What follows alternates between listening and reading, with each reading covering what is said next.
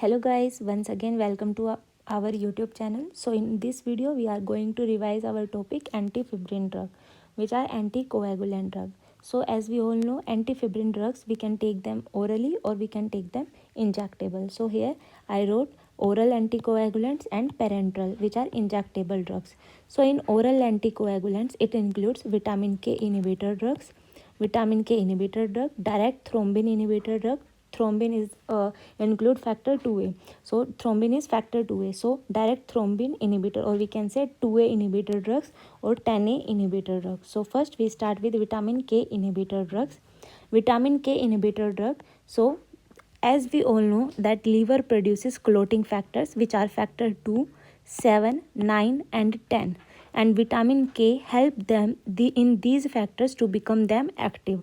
So in presence of vitamin K, all these clotting factors will convert into active form like factor 2a, 7a, 9a and 10a. Here A means active form, and some anti-clotting factor like protein C and protein S also produced in presence of vitamin K. They become active and produced by liver. So here it is written that liver produce clotting factor 2, 7, 9 and 10, and all these factors require vitamin K to become active. Next, vitamin K also activate certain anti-clotting factors like protein C and protein S. Next is vitamin K. So here like warfarin. So what is the function of how warfarin act on vitamin K? So here warfarin inhibit this vitamin K. So all these clotting factors will not convert into active form. So like warfarin, it inhibit vitamin K and it does not affect already active factor, means it inhibit the new factors which become active. It does not act on already form active factors, so it does not affect already active factors, it affects on new factors, and it does not make them active, convert into active form. So warfarin is actually a slow acting drug, as it is written here. Warfarin is a slow acting drug, so after giving warfarin, after 4 to 5 days it becomes active. So warfarin is oral anticoagulants and it is slow acting, so we can't give warfarin in acute cases like acute thrombosis. We can use warfarin only for maintenance purpose. So warfarin is used only for maintenance purpose because it is a slow acting drug and oral anticoagulant drug. So like like as I told you that protein C and protein S also produced by the liver, and vitamin K convert them into active form. So here warfarin inhibit vitamin K, so it means that protein C and protein S also not become active. So warfarin, in presence of warfarin, first finish protein C. Why protein C? Because it has short half life, so in that case there is increase of clotting factors. So if anti-clotting factor is not there, it means coagulation occurs, so coagulation increases. So in first 2 days there is increased risk of hypercoagulation. So or we can say dermal vascular necrosis occur, which also a purple toe syndrome. So warfarin cause purple toe syndrome, in which fingertip becomes yellow or purple.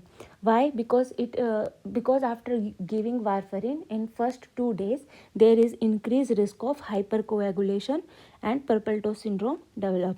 So this is all about the warfarin. And one more important, that it is contraindicated in pregnancy because it is teratogenic. So I want to tell you why it is teratogenic. So here, as we all know that vitamin K activate osteocalcin.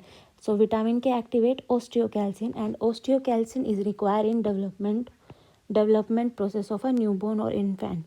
So if warfarin inhibit vitamin K, then fetal warfarin syndrome develops. It means that bone growth do not occur because vitamin K activate the osteocalcin, and osteocalcin is required in the development. So if vitamin K is not there, then osteocalcin is also not there. It means that bone growth does not occur. So if bone growth does not occur, then microcephaly, nasal hypoplasia, and bones of eyes were small and they are widely apart. So eyes widely apart and bones of eyes small. So this is fetal warfarin syndrome. In fetal warfarin syndrome means both bone growth does not occur. There is microcephaly. There is bones of eyes are small and eyes are widely apart and microcephaly is present. So before starting warfarin, we should measure the prothrombin time. Prothrombin time, or we can say international normalized ratio.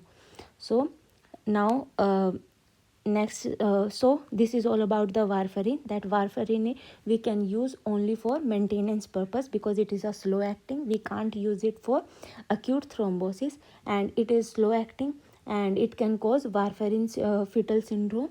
In as I explained above, fetal warfarin syndrome, it is orally anticoagulant. It acts on the 4th or 5th days. In first 2 days there is increased risk of purple toe syndrome, and uh, it inhibit vitamin K. So all this is all about warfarin.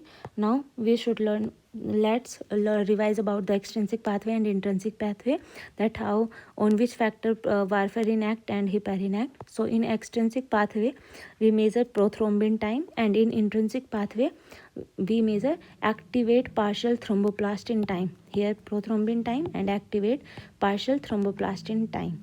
So as we there is normal prothrombin time. So normal prothrombin time means the process of coagulation occurs.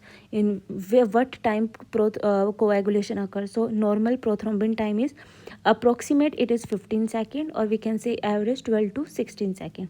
Normal prothrombin time 12 to 16 second, and normal activate partial thromboplastin time is between 26 to 32 second, or we can average say 30 second it is. So 15, 30 twice in intrinsic pathway. So how we remember that in extrinsic pathway is their prothrombin time or APTT. So there is one trick that like VAPT. VAPT means warfarin. E for extrinsic, P for prothrombin, T for time. So VAPT. VAPT warfarin in extrinsic pathway, prothrombin time. Here hint. Hint H for heparin, I for intrinsic pathway, N for H for heparin and INT for intrinsic pathway. So in this APTT measure, and in VAPT extrinsic pathway. So warfarin mainly affect the factor 7. So warfarin mainly affect on factor 7.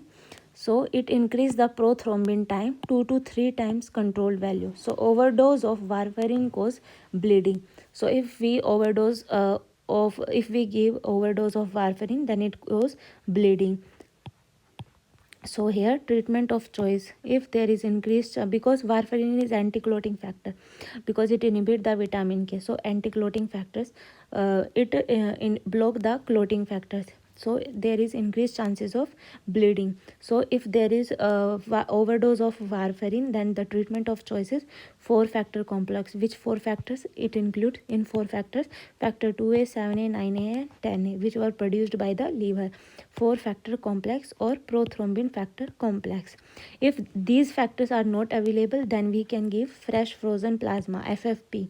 If 4-factor complex is not present, then we can give FFP. If FFP is also not present, then we can give whole blood transfusion. We can give whole blood transfusion. So here, how do we know that there is increased tendency of bleeding, or there, how to know? So treatment for bleeding tendency means bleeding is not started but there is increased risk of bleeding, then we can give vitamin K. So how to know bleeding tendency, that what time there is increased risk of bleeding or there is some time in to occur bleeding? So we can measure it by international normalized ratio, INR, or and above I also explained that before giving warfarin we have to measure INR value. So if INR value is less than 5, it means simply that we have to stop warfarin and we can do nothing, just stop the warfarin. Stop warfarin. If INR value is equal to 20, means there is increased risk of bleeding, means bleeding can occur at any time, so we can give vitamin, means there is bleeding is not started but there is increased risk of bleeding. if INR value is equal to 20, 20 means there is only increase risk of bleeding, means bleeding chances were increased, so we can give vitamin K. If INR value is more than 20, then we can give 4 factor complex, because bleeding can start at any time. So if bleeding can start at any time, how should we know about it? When INR value is more than 20, then we can give 4 factor complex. If INR is equal to 20, means there is increased risk of bleeding, then we can give vitamin K. If INR value is less than 5, then simply we stop the warfarin and nothing we have to do with that patient. So next, our first drug is vitamin K inhibitor. Second is direct 2A inhibitor, means thrombin inhibitor drug. So thrombin inhibitor. So as I write thrombin inhibitor drug. So thrombin means TR. So in the name of the drug there is also TR, means dabigatran. TR means thrombin. TR means thrombin, and for antagonist, dabigatran, thrombin antagonist, 2A inhibitor. So it does not require any monitoring like warfarin. It does not require any monitoring, and fixed dose is given to the patient. And if there is overdose of dabigatran, then antidote is idarucizumab. Idarucizumab.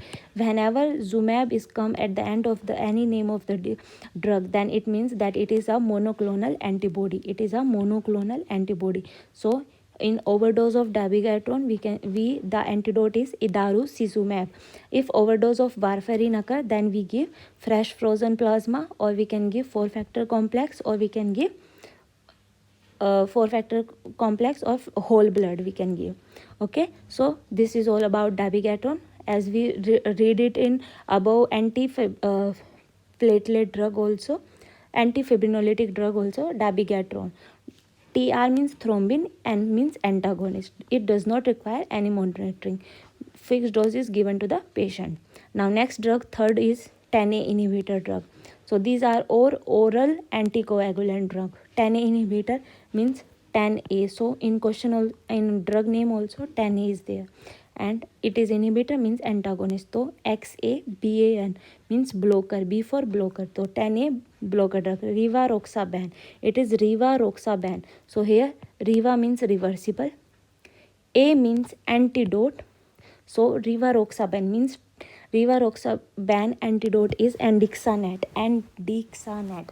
An means anti, D means dot, XA means 10A factor, and NAT means neutralize. It neutralizes the 10A inhibitor drug. So if we overdose the rivaroxaban, then antidote is andixanet. If we overdose the dabigatran, then the antidote is idarucizumab. 10A inhibitor rivaroxaban. Here is XA, here is also 10A, and B means blocker, or we can also memorize it by AN means antagonist. So 10A inhibitor drug. So reversible oral 10A blocker, and antidote is andixanet. More drugs are also like apixaban. All have ending zaban. Here also rivaroxaban, epiroxaban, idoroxaban, batrixaban, or we can say api riva id battery lie. Api, like in Muslim we say sister Api. So Api, name of the girl is Riva. Api Riva on Eid battery lie. She bring battery on Eid. So who is she? She is Riva, and she is sister of the person. So Api Riva Eid battery lie. Api means apixaban. Riva means rivaroxaban. Eid means idoxaban. Battery means batrixaban, and lie is for nothing. So api riva id battery lie. Apixaban, rivaroxaban, idoroxaban, and batrixaban. So this is all about the oral anticoagulant drug. In next video I am going to revise about the parenteral anticoagulant drug. So in this in oral we study about the 3 drugs: vitamin K inhibitor drug, factor 2A inhibitor, and 10A inhibitor. Vitamin K inhibitor drug is warfarin.